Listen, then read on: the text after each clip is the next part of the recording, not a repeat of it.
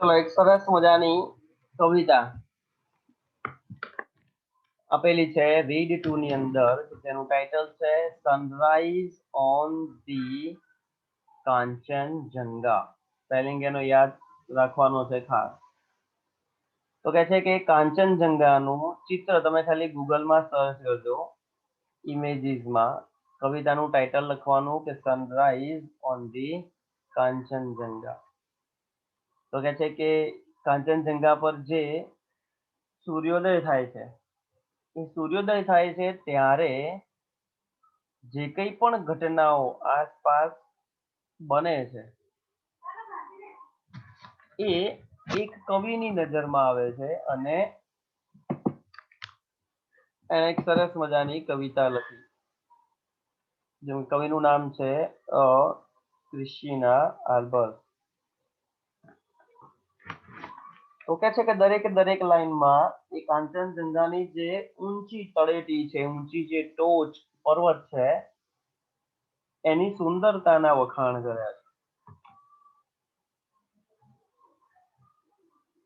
તો જોઈએ, આપણે શરૂઆત કરીએ, લાઈન ટુ લાઈન ભાષાંતર કરીએ.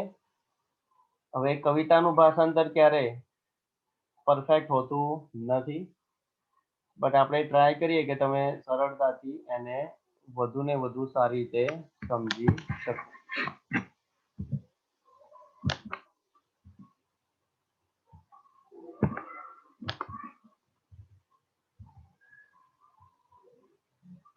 The vapor rises to the morning skies. Vapor, the VAPOUR. Vapour એટલે કહેવાય બાષ્પ, અને રાઇઝીસ એટલે ઊંચે ચડે, વધુ ઊંચે ચડવું, કે બાષ્પ જે છે એ વધુ ઊંચે ચડે છે વાદળની જેમ. ટુ ધ મોર્નિંગ સ્કાય, જાણે કે સવારનું આકાશને આંબવા. સરસ મજાનું ઝાકળ હોય, સરસ મજાનું જે ધુમ્મસ હોય અને બાષ્પ હોય, એ બાષ્પ સવારના સૂર્યને, આકાશને આંબવા માટે ઊંચે ચડે. Clad in a purple glory. CLAD, clad એટલે ઓઢેલું અથવા તો ઢંકાયેલું. પર્પલ એટલે કે ભૂરા રંગનું. ગ્લોરી એટલે કીર્તિ, પ્રતિભા. જાણે કે એને કોઈ આંચળ ઓઢેલું હોય, જાણે કે ભૂરી રંગની પ્રતિભાનું આંચળ ઓઢીને, જેમ આપણે પાલવ હોય છે, દુપટ્ટો ઓઢે છે, એવી રીતે સરસ મજાનું બર્ફીલા પ્રદેશો છે, એ બરફવાળા પર્વતીય પ્રદેશમાં જાણે કે એક સરસ મજાનું ભૂખરા રંગનું કોઈ જાણે કે એને કાપડ ઓઢ્યું હોય અને એ ખૂબ જ પ્રતિભાશાળી લાગતી.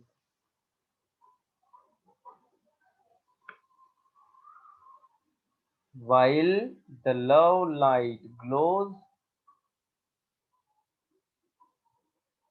લવ લાઇટ એટલે કે પ્રેમરૂપી પ્રકાશ. ગ્લોઝ એટલે ચમકે છે, જાણે કે એ પર્વતો આકાશને આંબવા માટે પ્રેમરૂપી પ્રકાશ દ્વારા on the eternal snow,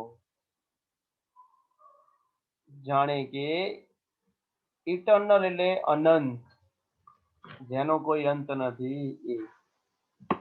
snows એટલે બરફ. અનંત રીતે જ્યારે બરફ જે છે એ બરફ પથરાયેલો ત્યારે એ બર્ફીલા પ્રદેશોમાં પ્રેમરૂપી પ્રકાશ પથરાયા કરે. Upon the summit હોરી, સમિટ એટલે શિખર, ટોચ, હોરી એટલે પ્રકાશ. અને ઊંચા ઊંચા શિખરો ઉપર and the Himalayas queen, જાણે કે કાંચનજંગાને હિમાલયની રાણીનું શું આપ્યું છે? બિરુદ. કેવી લાગે છે? તો કે છે કે કામ એટલે કે શાંત અને શિરીન એટલે ગંભીર. એ ખૂબ જ ઊંચા શિખરને તમે જુઓ તો એવું લાગે કે જાણે હિમાલયની રાણી હોય, અને એ હિમાલયની રાણી જાણે કે ખૂબ જ શાંત અને ગંભીર સફેદ સરસ મજાના વસ્ત્રોમાં એ ઊભી હોય. પહેલા ફકરામાં એની મહત્વતા દર્શાવી છે કે એ કેવી લાગે. ફરીથી જોઈ લો ભાષાંતર. ચડે છે ઊંચે બાષ્પની વાદળી, પ્રભાતના આકાશને આંબવા. એટલે કે સરસ મજાની બાષ્પ વાદળ સમાન આકાશને ચૂમવા માટે જાય. Clad in a purple glory, ભૂરી પ્રતિભાનું આંચળ ઓઢીને. એવા કપડામાં જેમ લાજ કાઢી હોય એવી રીતે સરસ મજાના કપડામાં. While the love light glows on the eternal snow upon the summit હોરી. પ્રેમ રૂપી પ્રકાશ ખૂબ દૂર દૂર સુધી પથરાય છે, જાણે કે અનંત પર્વતો હિમશિખાઓ ઉપર, ઊંચા ઊંચા શિખરો ઉપર. and the Himalayas queen calm and serene, જાણે કે કાંચનજંગા એ હિમાલયની રાણી હોય કે જે શાંત અને કેવી હોય? શિરીન એટલે કે ગંભીર હોય.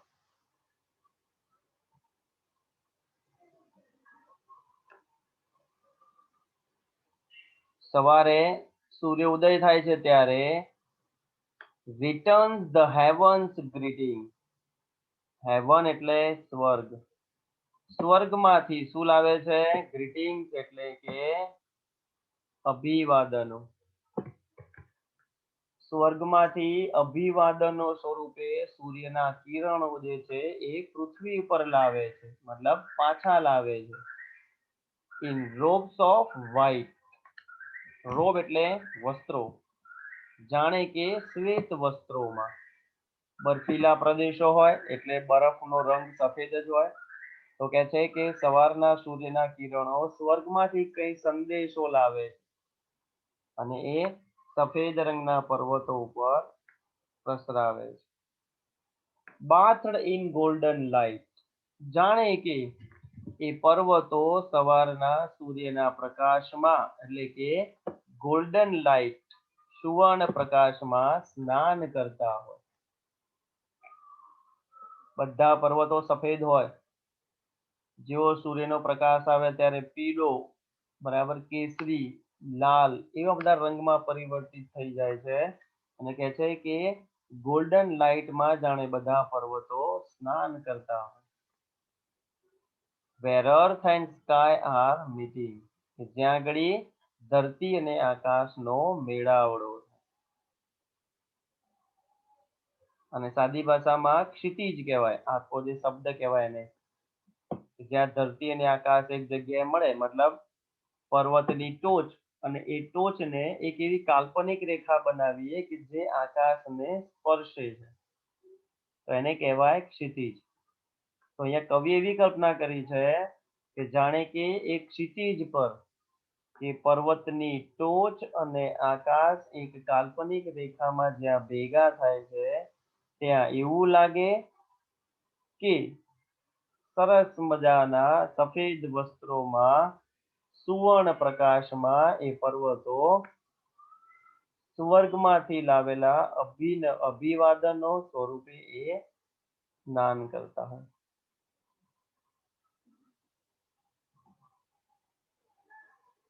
એન્ડ ધ મોર્નિંગ ડ્યુઝ એટલે ઝાકળ બિંદુ. અને સવારના પહોરમાં જે કેટલાક ઝાકળ બિંદુઓ હોય છે એ પ્રભાતના સવારના. એન્ડ મેલો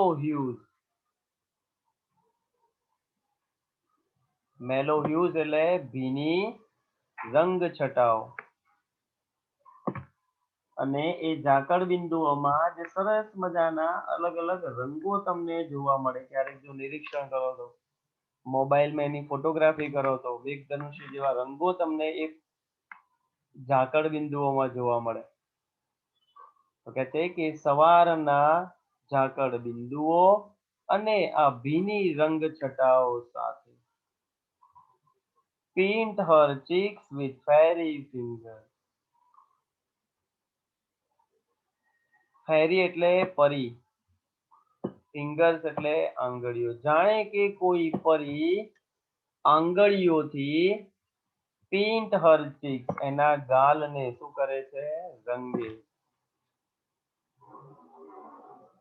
બરાબર. એ ડ્યુઝ એ ઝાકળ બિંદુઓ સરસ મજાના હોય, એની અંદર સરસ મજાના રંગોનું ઉત્પન્ન થવું, અને એ સમયે સરસ મજાની કોઈ પરી હોય એ પોતાની આંગળીઓથી પોતાના ગાલ પર જેમ ગુલાલ ઉડાડતી હોય, હોળીનો તહેવારમાં રંગ કરતી હોય, એવું આ સરસ મજાનું ગાલનું રંગવું.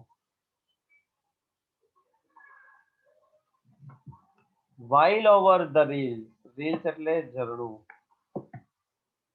અને પેલે ઝરણાની પાર અથવા તો ઝરણાની પેલે પાર and the sun kissed the hills. જાણે કે ટેકરીઓ સૂર્યને ચુંબન કરી રહી હોય, વહાલ કરી રહી હોય. The love light gently lingers. અને આ જ્યારે પર્વતો સૂર્યને વહાલ કરી રહ્યા હોય, ચુંબન કરી રહ્યા હોય, ત્યારે કવિ એક શબ્દ કેવો મૂક્યો? The love light gently lingers.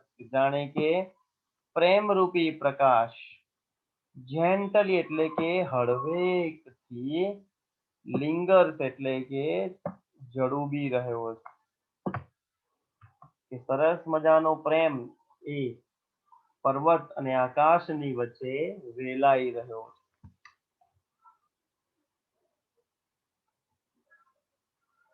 And the breaking day એટલે મળસ્કે, અને સાંજે અને સાંજના સમયે sends the first faint rain.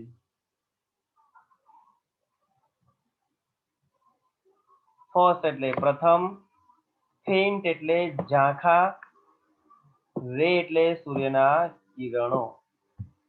અને જ્યારે સાંજના સમયે સૂર્યના ઝાંખા જે કિરણો છે એ of love's undying fountain, જાણે કે પ્રેમના શાશ્વત ફુવારા હોય. અનડાઇંગ એટલે શાશ્વત, ફાઉન્ટેન્સ એટલે ફુવારા. જાણે કે પ્રેમ રૂપી શાશ્વત જે ફુવારા જે છે એ ઉડતા હોય. while the heart feels the thrill, જાણે કે હૃદયમાં એક અલગ જ શું હોય? થ્રિલ્સ એટલે રોમાંચ.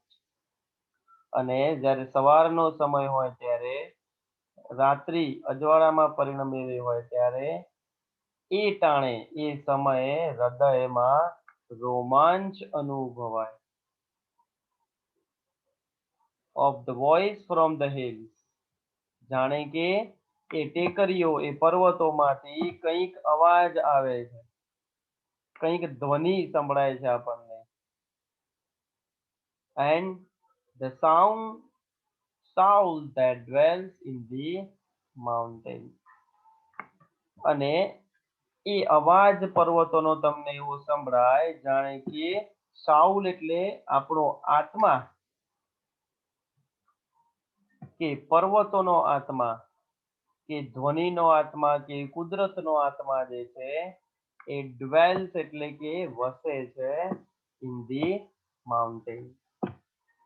જાણે કે પર્વતમાં પણ આત્મા છે, પર્વતોમાં પણ કોઈ એક જીવ છે, એવું આપણે આ કવિતા દ્વારા દર્શાવી છે.